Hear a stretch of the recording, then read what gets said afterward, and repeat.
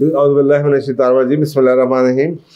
कुछ दिनों पहले एक फंक्शन हो रहा था और उस फंक्शन में मैंने देखा कि कुछ बच्चे भी थे, तो एक दो बच्चे तोड़ी जाएं पत्ते पौधे, और जनाब आपको पता है कि बाहर का मौसम है, फूल तोड़ रहे हैं, पत्ते तोड़ रहे हैं, टहनियाँ तोड़ते फिर रहे हैं। तो मेरा दिल किया कि मैं इनके घर वालों को शिकायत लगाऊं। तो मैं ढूंढ के उसके वालिद साहब के पास जाने लगा। तो थोड़ी देर के बाद मैंने देखा कि वालिद साहब एक कोने में खड़े हुए थे और मोबाइल पे यानी कि फ़ोन पे बात कर रहे थे किसी खामोशी के कोने में। और while he was talking on the phone, जब वो फ़ोन पे बात कर रहे थे तो लाशौरी तौर पे साथ एक दरख्त के पत्ते भी खींच रहे थे। अब पता नहीं वो पत्ते मसल के देख रहे थे या पत्ते तोड़ रहे थे। तो जब मैंने उनको ये करते हुए देखा तो मैंने अपना इरादा बदल दिया कि मैं इनके बच्चे की क्या शिकायत लगाऊं वालिद साहब के आगे, जो खुद भी वही बात कर रहे हैं, उनको मेरी बात क्या समझ आएगी। तो मुझे इस वक्त ये मुहावरा याद आया, अंग्रेज़ी का मुहावरा, लाइक फादर लाइक सन, जैसा बाप वैसा बेटा। और ये मुहावरा तो जैसा बाप जैसा बेटा या लाइक फादर लाइक सन है, लेकिन ये बेसिकली पेरेंट्स के ऊपर है कि जी जैसे बच्चे होंगे, बच्चे को बाहर से सीख के तो नहीं आते, बच्चे तो वही सीख करेंगे जो वालिदैन करता हुआ देखेंगे। और या तो वो कहते हैं ना कि आदतें जो सी हैं कुछ जेनेटिकली उनमें आ जाती हैं, या वो माँ बाप से सीखते हैं, वालिदैन से सीखते हैं। और वालिदैन से भी याद रखिएगा, उन वालिदैन से सीखते हैं जिस वालिदैन में से जिसके वो क्लोज होंगे। ये एक बड़ी साइंस है, आपको अक्सर घरों में ये चीज़ नज़र आएगी कि दो बच्चे जो उनसे हैं वो माँ की तरह के हैं रिगार्डलेस ऑफ जेंडर, और दो बच्चे जो उनसे हैं वो बाप की तरह के हैं। उसकी बुनियादी वजह यह है कि जिससे बच्चे अटैच होते हैं वो उसी को कॉपी करते हैं। तो जिसको कॉपी अक्सर का हम इस चीज़ में जो लोग नहीं जानते, ये बिहेवियर साइंस साइकोलॉजी को, वो ये समझते हैं कि देखें ना जी ये क्या एक ही हम सारे एक ही फैमिली के हैं लोग, लेकिन ये तो मेरे जैसा नहीं है, ये तो माँ जैसा है। तो उसका क्वेश्चन ये है कि हाँ वो माँ जैसा इसलिए है कि वो माँ के साथ अटैच्ड है, या माँ के साथ वो बाप अवेलेबल नहीं था। तो जिसके साथ हम अटैच होते हैं उसी को हम कॉपी करने की कोशिश करते हैं, और उसी के साथ हम चीज़ें सीखते हैं। उसको करता हुआ जो देखते हैं वो चीज़ें सीखते हैं। मैं अक्सर बात कहता हूँ, मुझे पौधों का बहुत शौक़ है, प्यार है पौधों के साथ। तो मैंने अपने वालिद साहब के साथ से ये सीखा है, जो जिसके साथ आपकी अटैचमेंट है आप वही काम करेंगे। अगर आपके घर में, आपने अक्सर देखा होगा, अगर बीवी को नहीं पौधों का शौक़ और मियाँ को शौक़ है या गाड़ी का शौक़ है, जो भी शौक़ होगा, और जो बच्चा उस बाप के क्लोज होगा वो बाप को फॉलो करता है, उसकी भी वो चीज़ें बननी शुरू हो जाती हैं। और जो माँ को फॉलो करता रहेगा वो माँ के शौक़ पर भी चलना शुरू कर देगा। मैंने काफ़ी अपनी 95 में किताब के अंदर एक कहानी लिखी थी, तो मुझे उस वक्त वो कहानी भी याद आई। वो मैंने कहानी ये लिखी थी कि एक आदमी अपने बेटे और अपने बेटे के दोस्त को लेके कोई जगह विज़िट करने के लिए गया, पता नहीं सिनेमा गया या कोई विज़िट करने के लिए गया। तो वो जो टिकट वाला था, टिकट लेना था एंट्री के लिए तो वो जो टिकट वाला था उसने कहा कि जनाब अडल्ट्स का टिकट $1 है, और जो 5 साल से नीचे के बच्चे हैं उनका एंट्री फ्री है। अब इसका अपना जो बच्चा है और इसका साथ दोस्त था, इसने जाके, और उनकी उम्र 5.25 साल 2 दिन 2 महीने इस तरह की उम्र थी। इसने जाके विंडो पे ये कहा कि जनाब मुझे 3 अडल्ट टिकट्स दे दे। तो जो टिकट वाला था उसने 3 टिकट पकड़ा दिए। जब ये निकलने लगा $3 दे के, तो खिड़की वाले ने अचानक देखा कि यार ये टिकट तो उसने 3 लिए हैं, ये अकेला चलता है। जब उसने बाहर ऐसे करके देखा तो देखा कि 2 छोटे बच्चे साथ थे। तो उसने उसको बुला के कहा कि यार ये बच्चों की उम्र क्या है। उसने कहा ये बच्चों की उम्र इसकी 5 साल 2 महीने है, इसकी पता नहीं 5 साल 1.5 महीने है। तो उसने कहा कि ये खिड़की पे लिखा हुआ है कि 5 साल से नीचे उम्र के बच्चों का कोई टिकट नहीं है। तो तुम आराम से $2 बचा सकते थे।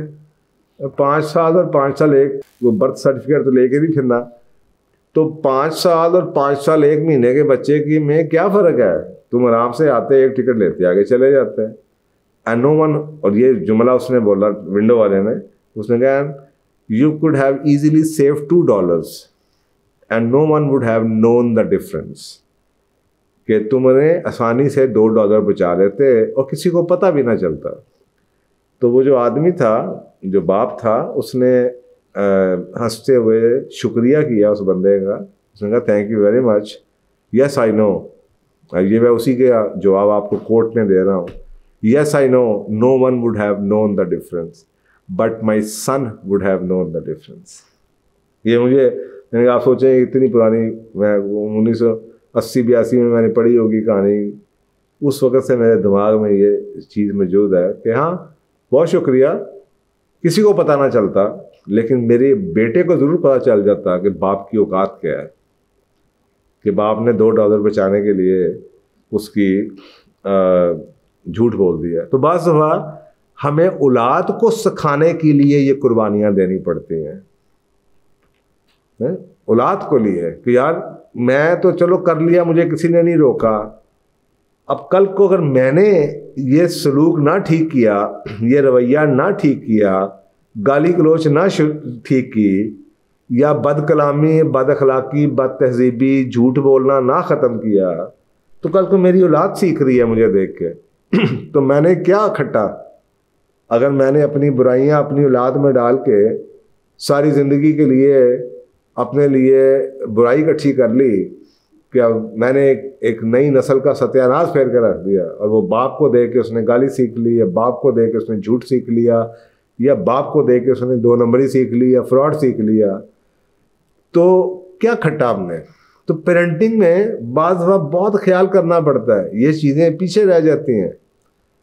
मैं अक्सर का लोगों को देखता हूँ, पेरेंटिंग के हवाले से एक बात करूँ, मैं अक्सर का ना ये कंपैरिजन करता हूँ कि यार देखो हमारी जो नस्ल है ये पाकिस्तानी में, वो प्यार दरख्तों के साथ, पौधों के साथ, बिल्लियों के साथ, परिंदों के साथ नज़र नहीं आता जो यूरोप में नज़र आता है। आप यूरोप में या अमेरिका में जाके देखें तो आपको लगेगा कि जनाब हाईवे की सड़क पर ट्रैफिक रुकी हुई है, क्योंकि जनाब आगे से कोई हिरन गुजर रहे हैं, या जनाब डक्स गुजर रही हैं, या जनाब कोई मॉन्कीज गुजर रहे हैं, ट्रैफिक रुक जाती है। ये कहाँ से आता है? तो मैं अक्सर का सोचता हूँ कि तरबियत के अंदर से आता है। और तरबियत कैसे कैसे आता है, हमारी माओ को पता ही नहीं है। वो यहाँ की आजकल की I am sorry to use, आजकल के माँ बाप को नहीं पता ये जो नई नस्ल क्या है, क्योंकि इनकी खुद तरबियत नहीं हुई। और वो इस वजह से नहीं हुई कि फ़र्क मुझे ये नज़र आता है कि जब आप देखते ना अमेरिका यूरोप में कोई माँ का बच्चा जो सा वो खाना नहीं खा रहा होता, तो वो बच्चे को कहती है कि, या कोई परिंदा देखती है बच्चा खाना खा रहा है या परिंदा आ जाता है, तो वो उसको कहती है oh you have a friend, why don't you share your meal with the bird. जो भी बर्ड आ गया या जानवर आ गया, कुत्ता आ गया, बिल्ली आ गई,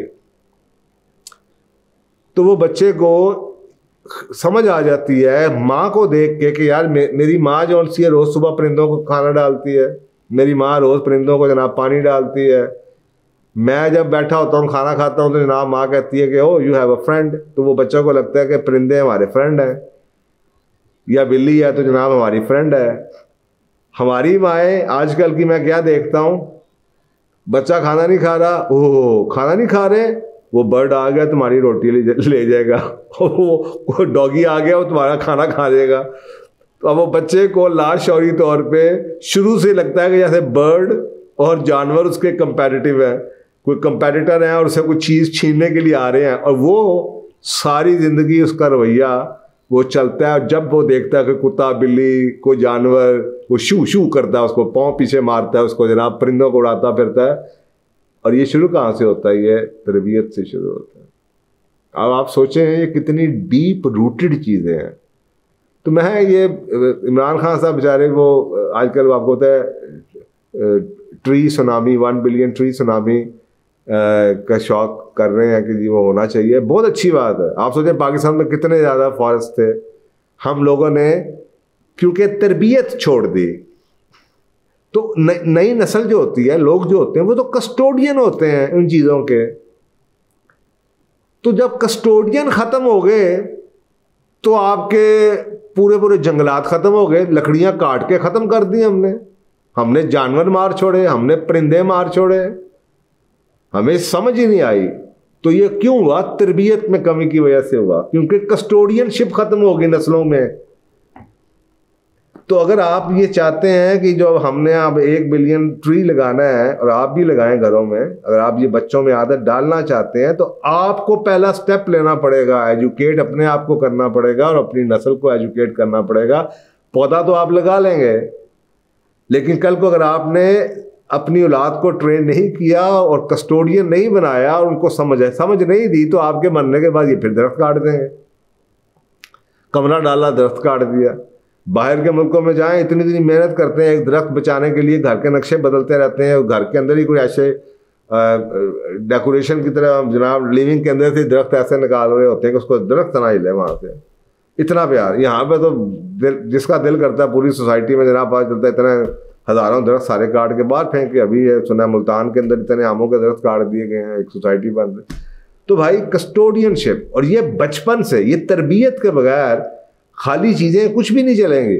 आप जो मर्जी करते रहें, जब तक आप तरबियत के एलिमेंट को ठीक नहीं करेंगे। और बच्चों की तरबियत पहले बड़ों को एजुकेट करें और बड़ों को बताएं, और फिर बड़ों को कन्विंस करें कि बच्चों के लिए उनको ये करना पड़ेगा। This is how you transfer the assets. इस तरीके से आप जो नेशनल हेरिटेज है, जो नेशनल आपकी जो एसेट्स हैं, वो आप नई नस्ल को हैंड ओवर करते हैं। जैसे आप घर में करते हैं, आपकी कोठी है, घर है, बिजनेस है, आप औलाद को तैयार करते हैं, एजुकेट करते हैं ताकि वो आपकी चीज़ों को संभाल सकें। उसी तरीके से ये नेशनल एसेट है, ये नेशनल हेरिटेज है। औलाद को बताएंगे, समझाएंगे कि भाई ग्रीन बेल्ट क्या होती है, सफाई किसके कहते हैं, बाहर की कैसे नेबरहुड में रहा जाता है, दरख्त नहीं काटे जाते, दरख्त लगाए जाते हैं। तो फिर कहीं जाके ये कल्चर बदलेगा 10 सालों के बाद। नहीं तो ये आज पौधे लगाए हैं, कल को फिर मरमरा जाएंगे। तो आई होप के ये जो अगर आप चाहते हैं कि जनाब कहते हैं ना, बच्चे चलता फिरता इश्तिहार होते हैं अपने माँ बाप का। आप जो मर्जी कर लें, आप अपनी चीज़ें तो छुपा गए, लेकिन कल के बच्चे जो से उस वक्त आपके लिए एम्बैरेसमेंट क्रिएट करेंगे। कल को अगर वो बच्चों को कोई देख के ये कहे कि यार इसका लगता है ये माँ भी ये करती होगी, बाप भी या माँ या बाप में से कोई करता होगा। तो ये है जनाब मुहावरा, जैसा बाप वैसा बेटा। और हम लोगों को ये बताया जाता था कि बेटे अगर बाप से प्यार है या माँ से प्यार है तो भाई कल को जैसी माँ वैसी बेटी, जैसा बाप वैसा बेटा, या जैसी औलाद वैसे वालदैन। तो खुदाया उन वालदैन का इज़्ज़त रखना, एहतराम करना, करवाना अगर तुमने उनके मरने के बाद, तो अच्छी बातें उनसे सीख के आगे उनके लिए सदका जारिया बनना। तो मेरा ख्याल है ये है इस मुहावरे की मेरी मायने है, मेरी interpretation. Like father like son, I think this is civilisation. ये है सिविलाइजेशन। जज़ाकल्लाह।